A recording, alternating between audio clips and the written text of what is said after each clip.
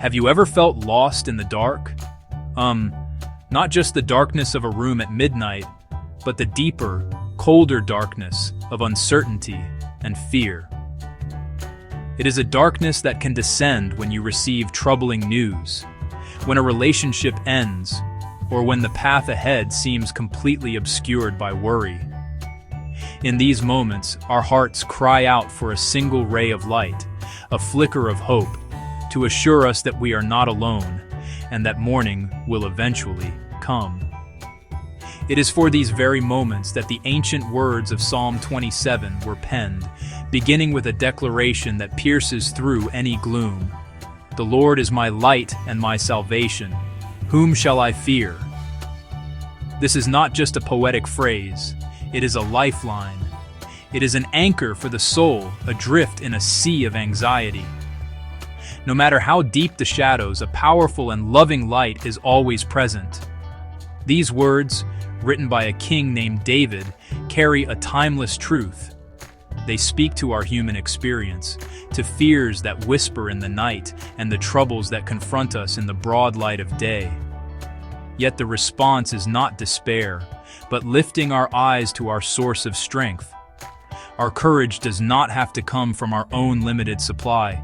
You have a light for your path, a salvation for your soul, reason to stand tall and ask, "Whom shall I fear?" The psalmist begins with a powerful and essential metaphor. The Lord is my light. Think about the nature of light. Light dispels darkness, revealing what is hidden, making the path ahead clear. When you enter a dark room, your first instinct is to reach for light. With light comes understanding, safety, and the ability to navigate without stumbling. When we are shrouded in grief or despair, His presence reveals a glimmer of hope. The Lord is not just a light, He is my light. A personal lamp for our feet, guiding our very next step. Amid everyday worries, ask for His light for the next practical action. In His light, anxieties shrink to their true size. Like a child comforted when the light reveals the closet is only clothes. Embracing God as light is an active choice. Turn to Him each morning. Lord, be my light today. Help me to see things as You see them. Invite His clarity into your thoughts, conversations, and decisions. Not in the shadows of our own understanding, but in His steady illumination. And my salvation, God does not only guide, He rescues. He reaches down when we have fallen and provides a safe haven. The Lord is the stronghold of my life. Of whom shall I be afraid? Within His walls, our fragile hearts find security. The psalm moves from stronghold to intimate shelter.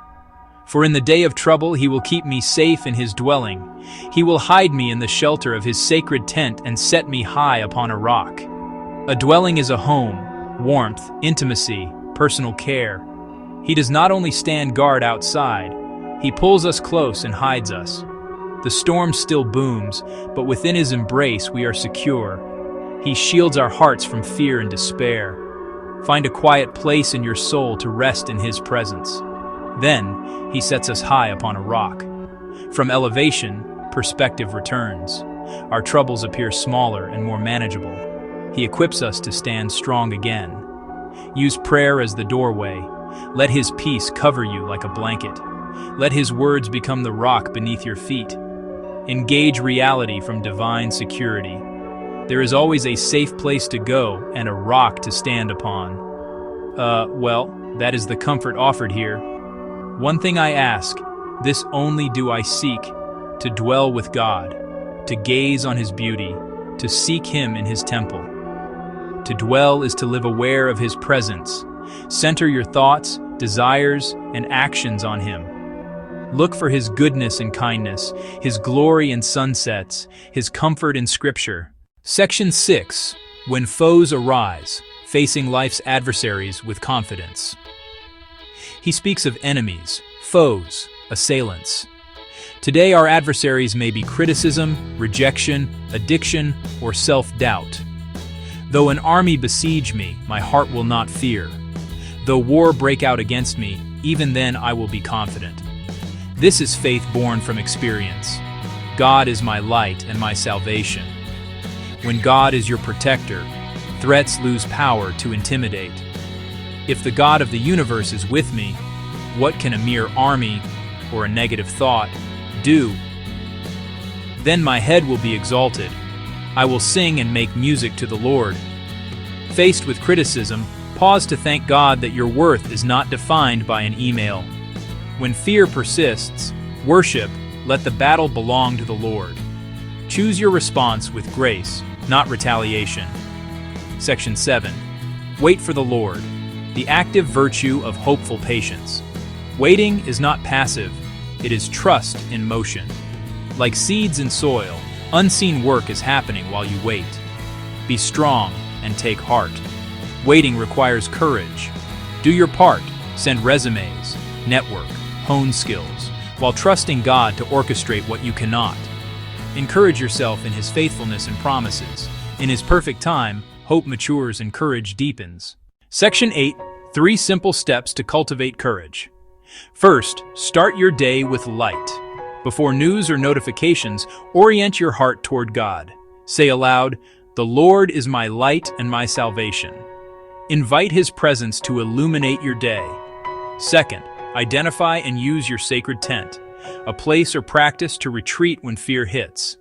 Breathe, pray, reset in His presence. Third, practice seeking.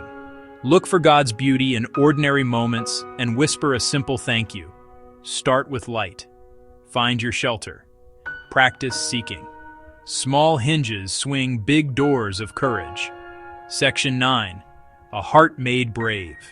Psalm 27 is a testimony of courage greater than fear. Wait for the Lord.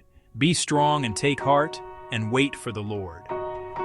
Courage is not the absence of fear, but the presence of God. Know Him as your light, your salvation, your shelter, and your rock.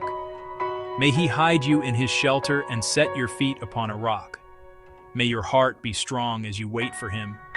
Do not be afraid. Your God is with you. He is for you.